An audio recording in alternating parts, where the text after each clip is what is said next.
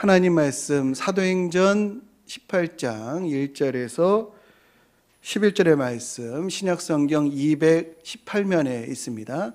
사도행전 18장 1절에서 11절의 말씀 성경을 찾아서 눈으로 같이 읽으면 좋습니다. 또 영상으로도 준비했는데요. 우리 눈으로 보고 듣고 읽도록 하겠습니다.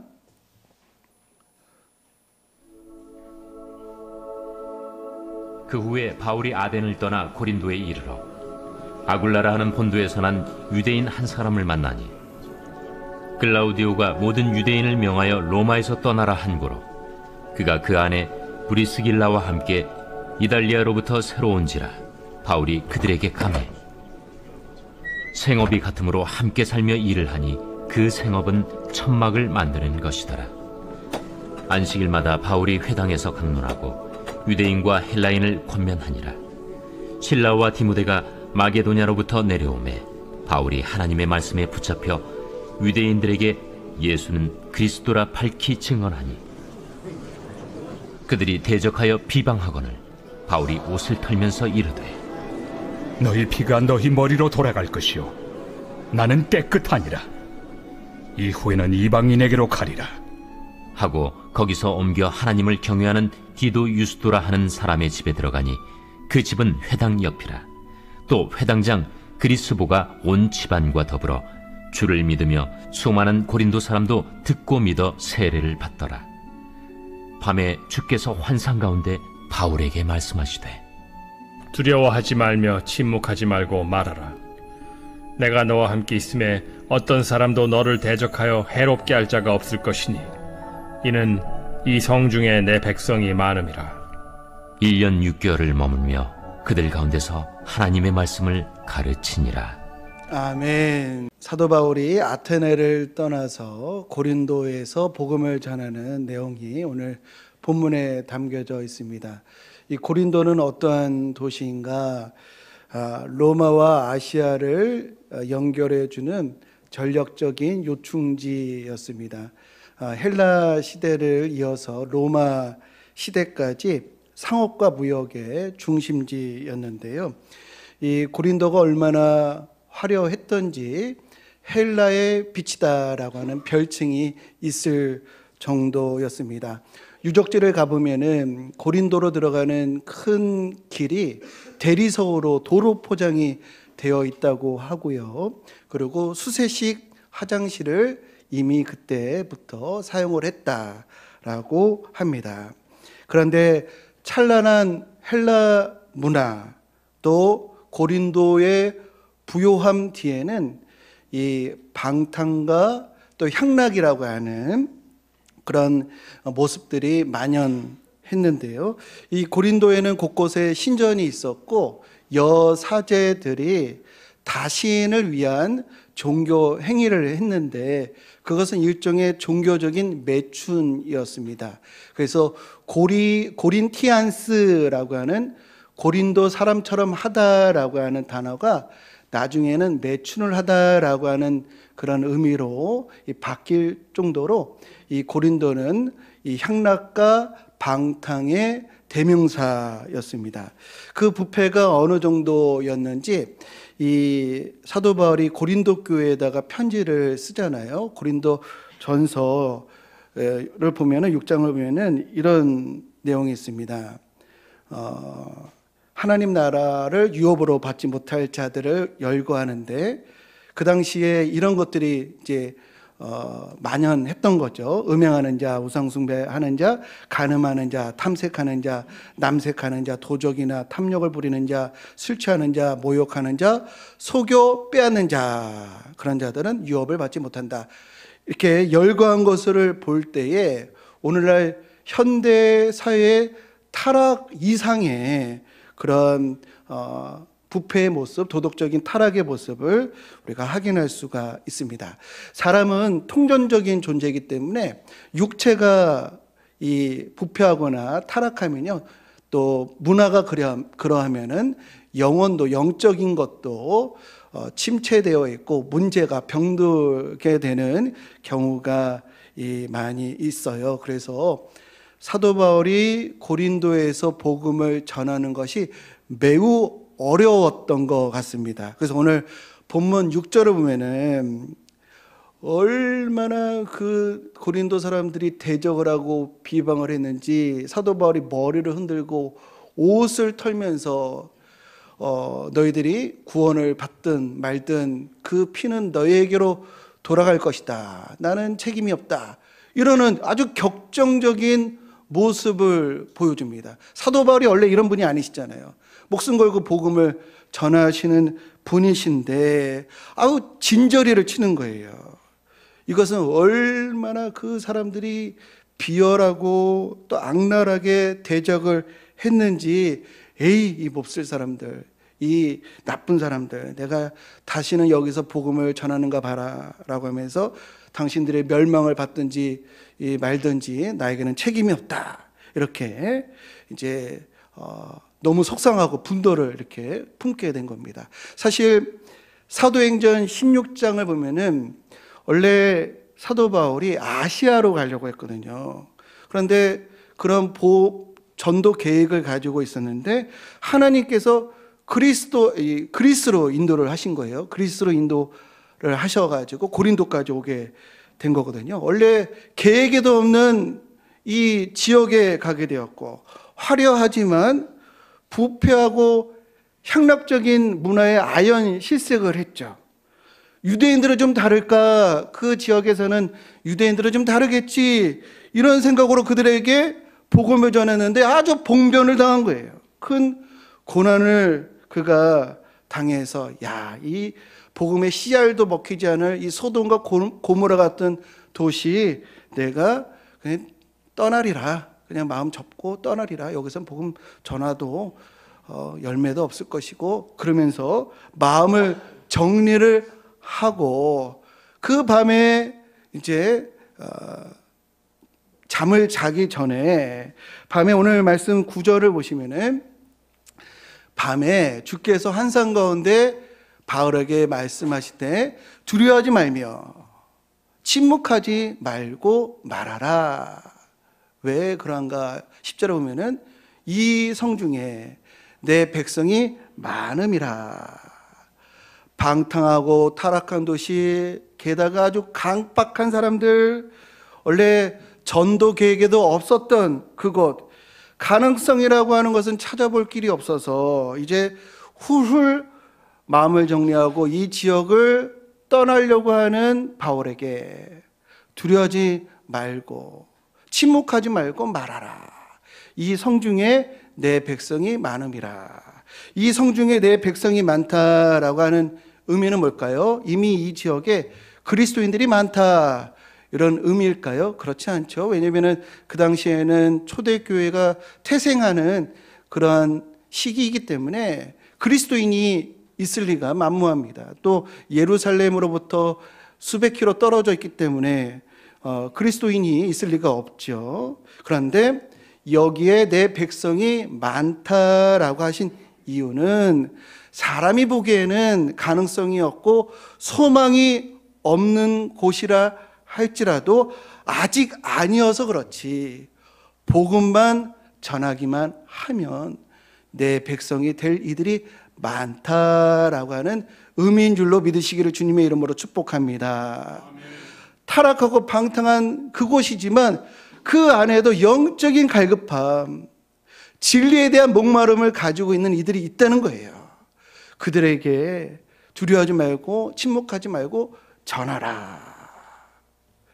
이런 음성을 들은 후에 사도 바울이 그 지역에서 1년 6개월 동안 열심히 전하고 양육해서 그 유명한 고린도 교회가 세워진 것입니다. 제가 학창 시절에 어느 친구를 교회로 인도한 적이 있습니다. 이것은 1, 2년이 걸린 얘기가 아니고요. 한 7, 8년 학창 시절에서 청년 때까지 이어지는 이야기입니다. 그 친구 어머니께서 저를 만날 때마다 이 자기 불신 아들 좀 교회로 인도해달라고 학생 때부터 저한테 부탁을 하시더라고요. 그래서 제가 그 자를 그 친구를, 그자를 제가 만나봤습니다. 근데 아주 내성적이고 냉소적인 그런 아이였어요. 근데 이 친구가요, 아주 운동을 아주 잘했어요. 뭐 농구면 농구, 배구면 배구, 아주 운동을 잘했는데, 이 봄이 되면은 이제 지방에마다 교단마다 교회별 체육대회를 하잖아요. 그래서 이제 체육대회가 있었는데, 꼭 체육대회만 하면은 이거 어떻게 알고 왔는지, 그 친구, 운동 잘하는 그 친구가 어슬렁어슬렁 꼭 오는 거예요. 어떻게 알고 왔는지. 그런데요, 우리 이런 분들 있잖아요. 체육대회를, 교회에서 체육대회를 할 때 가장 난이도가 있는 순서가 뭐죠? 우리 시작 예배잖아요. 시작 예배. 근데 그 시간만 딱 피해가지고 오는 분들이 있어요. 그죠? 어떻게 이렇게 시간 계산을 정확하게 하는지 컴퓨터처럼 계산해가지고 꼭 끝날 때 꼭 오는 분들이 있는데, 그 친구가 그러했습니다. 그런데요, 이 친구는 뭐 연습을 했든 말든 뭐 예수를 믿든 말든 승부욕 때문에 운동을 잘하니까 그냥 주전으로 기용이 되는 거예요. 근데 굴러온들이 이렇게 주전이 되니까 그 몇 주 전부터 체육대 연습을 했었거든요. 몇 주 동안. 뭐 5명이면 5명, 뭐 11명 경기면 11명 다 손발을 맞춰봤을 거 아니에요. 근데 그 굴러온 돌 때문에 누가 빠져야 돼요. 누가 빠져야 될까요? 뭐 철학기도를, 그 게임을 해서 철학기도를 했든 말든, 뭐 피땀 흘려 연습을 했든 말든, 운동을 못하면, 그 친구보다 못하면 밀려나야 되는 거예요. 근데 매번 그 주전에서 물러나야 하는 사람이 누군가? 바로 저였어요, 저. 매번. 그래가지고 제가 그 주전에서 밀려나가지고 그 친구의 플레이를 볼 때마다 얼마나 마음이 쓰린지. 하여튼, 그렇게 얄미운 친구였어요. 제가 이래봐도 서러움을 많이 당하면서 이렇게 커왔습니다. 그렇게 하여튼 나에게 아주 그 유감이 있는 얄미운 친구였는데요. 그런데 전도 행사가 있을 때마다 어머니가 저한테 부탁하는 거예요. 좀 교회로 인도해달라고. 그래서 제가 그 친구를 매번 찾아갔던 것 같아요. 근데 만나면서요, 제가 속으로는, 야, 너는 안 될 것 같다. 너희 엄마가 보내서 내가 왔긴 했는데 너는 글러먹었다. 너는 힘들 것 같다. 이런 마음이었어요. 저는 솔직히. 뭐 전도에 열정이 있어서 그런 것도 아니고요. 그 친구가 좋아서 그런 것도 아니고, 그 어머니의 부탁 때문에 제가 그렇게 오랫동안 했는데요. 그 친구가 어떻게 된 줄 아십니까? 목사가 됐어요. 목회를 합니다. 그 당시 제 눈에는 아니었지만 하나님의 백성이 될 자였어요. 두려워하지 말고, 침묵하지 말고 말하라. 두려워하지 말라라고 하는 것은 뭘까요? 상황을 보고 생각대로 판단해서 제한하지 말라는 거예요. 외부 조건에 따라서 너희들 판단하지 말라라고 하는 것입니다. 코로나가 있기 전에 어느 젊은 집사님이 저에게, 교구 이제 가족이죠. 목사님, 어머니가 지금 중환자실에 계시는데 지금 의식이 있고 인식할 수 있다. 그러니까 지금 저랑 중환자실에 가서 복음을 좀 제시해달라. 그래서 그 아들과 함께 서둘러서 갔습니다. 하나님, 예수님이 십자가에 달리셨을 때 예수님께 구원을 강구했던 그 강도에게 주셨던 은혜를 우리 그 어머니에게도 주시옵소서라고 하는 그런 마음을 가지고 급하게 서둘러서 병원으로 갔습니다. 어머님, 아드님이 출석하는 교회 목사입니다. 성경에 의하면 한 번 죽는 것은 사람에게 정하신 것이요, 이후에는 심판이 있다고 하셨어요. 모든 죄는 하나님의 심판 진노가 있습니다.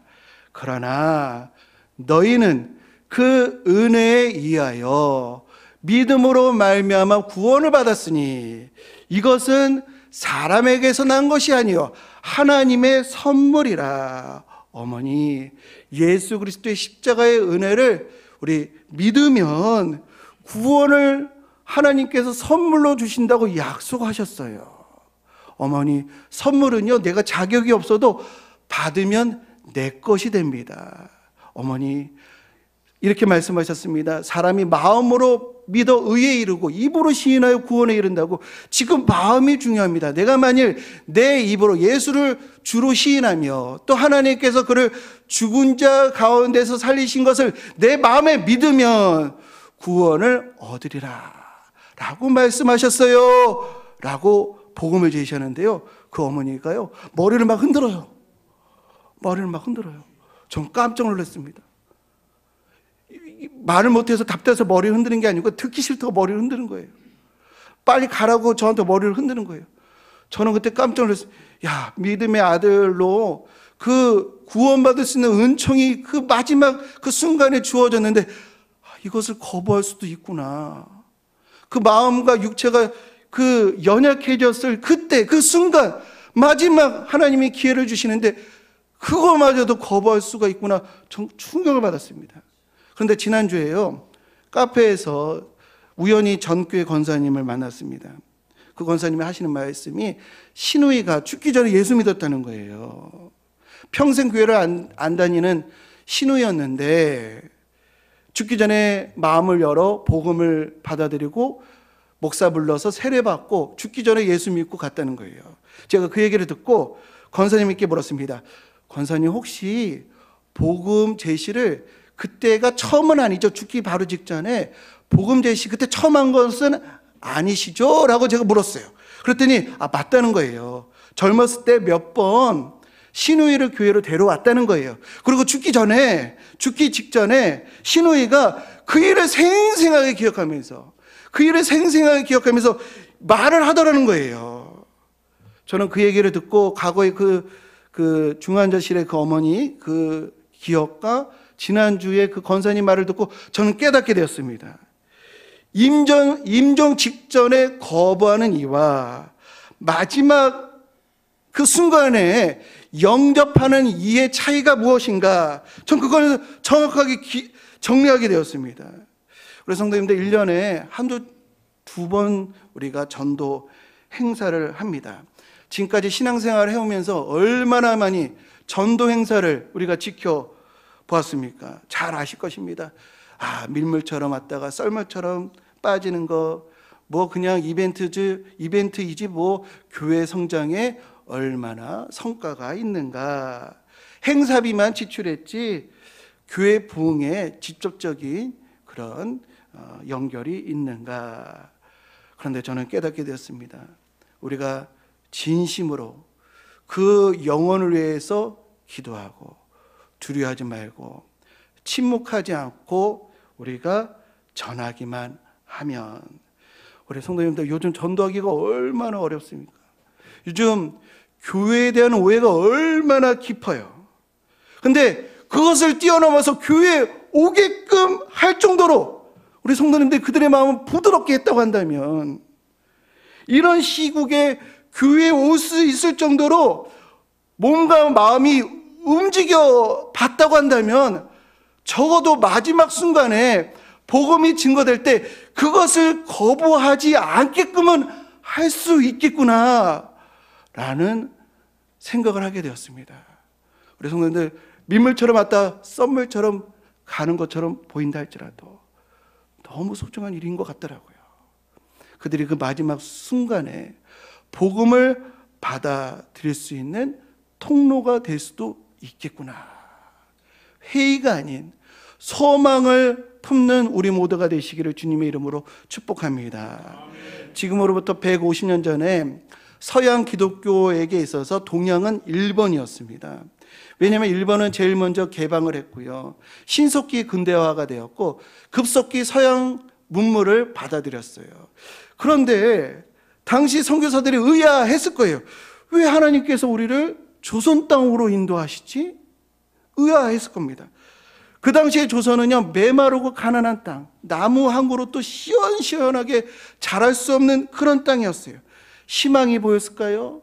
보이는 것은 고집스럽게 얼룩진 인습, 또 이 미신에 쩌들려 있는 그런 조선 사람들만 볼 뿐이었을 겁니다. 한번 그 당시를 생각해 보면은 학교도, 복음을 전할 만한 예배당도 학교도 없었잖아요. 이 학당에서 아이들을 가르쳤으니까. 멸시와 천대가 가득한 곳. 선교사들의 인간적인 판단으로 야, 조선 땅은 소망이 없고 대륙으로 가야 되겠다, 중국으로 가야 되겠다, 혹은 일본으로 가야 되겠다, 더 선교적인 열매를 맺을 수가 있겠다, 이런 생각을 가졌을 것입니다. 그러나 하나님께서 선교사들에게 각자의 상황에 맞게끔 두려워하지 말고 침묵하지 말고 전하라. 이 땅에 내 백성이 많음이라 라는 음성을 들려주셨기 때문에 저와 여러분들이 여기에 지금 신앙인으로 하나님의 자녀로 있는 줄로 믿습니다. 우리는 기억해야겠습니다. 왜 우리를 먼저 믿게 하셨는가? 이것에 우리 주변에 하나님의 백성이 될 이들이 많기 때문입니다. 강팍하고 냉소적인 반응 때문에 마음이 무거운 적이 참 많으실 텐데요. 두려워하지 말고 침묵하지 말고 전하라 라는 말씀에 용기를 얻어 담대함으로 예수를 자랑함으로 우리가 작정한 VIP들과 천국 백성으로 감격스럽게 만나게 되는 우리 복된 성도님들 모두 되시기를, 이번 5월 25일 우리 한 번도 교회 문에 오지 못했던 이들을 인도하고, 우리 강팍하다, 참 어렵다라고 생각했던 우리 자녀들의 마음을 부드럽게 하여서 다시 한번 주님 앞으로 인도하는 우리 복된 성도님들 모두 되시기를 주님의 이름으로 간절히 축원드립니다. 우리 말씀 기억하면서 우리 찬양하겠습니다. 많은 사람들.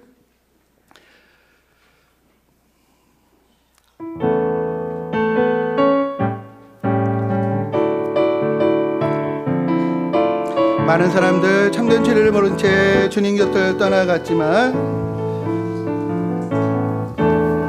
많은 사람들 참된 진리를 모른 채 주님 곁을 떠나가지만, 내가 만난 주님은 참 사랑이었고 진리였고 소망이었어.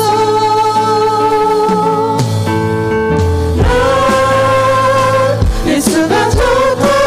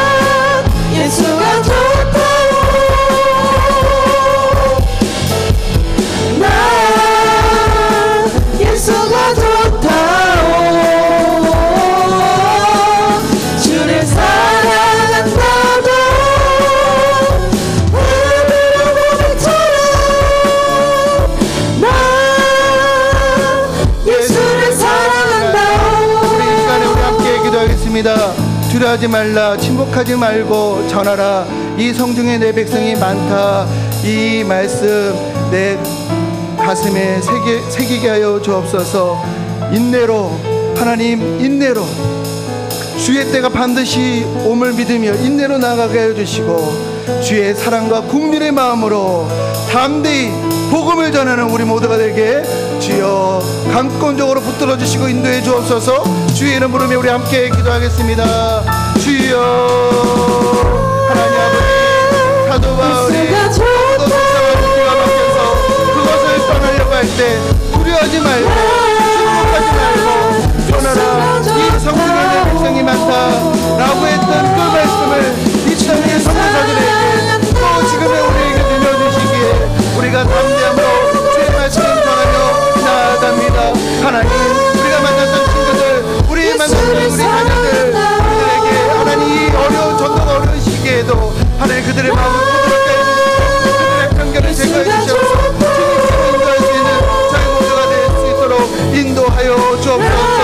하나님, 주의 백성으로 하나님 아버지 은혜를 바라보며 하나님 인내함으로 포기하지 아니하고 끝까지 주께서 우리에게 명령하시고 허락하시는 사명, 하나님 우리 자녀들 불쌍히 여겨주시고 우리 형제들 불쌍히 여겨주시고 우리의 지인들을 불쌍히 여겨 주옵소서. 이제는 우리를 구원하시고 복음의 능력을 맡기신 우리 주 예수 그리스도의 은혜와 우리를 세상에 보내시면서 두려워하지 말라라고 용기 주시는 하나님 아버지의 지극하신 사랑하심과 전도에는 결코 헛됨이 없음을 알게 하시는 성령 하나님의 위로하심과 능력과 교통하심이 내 생각과 외부 조건에 좌우되지 않고 오직 하나님의 약속의 말씀을 담대히 전하리라 결단하는 모든 성도들 머리머리 위에, 그 삶의 자리 위에 이제부터 영원까지 함께 하시기를 간절히 축원하옵나이다. 아멘.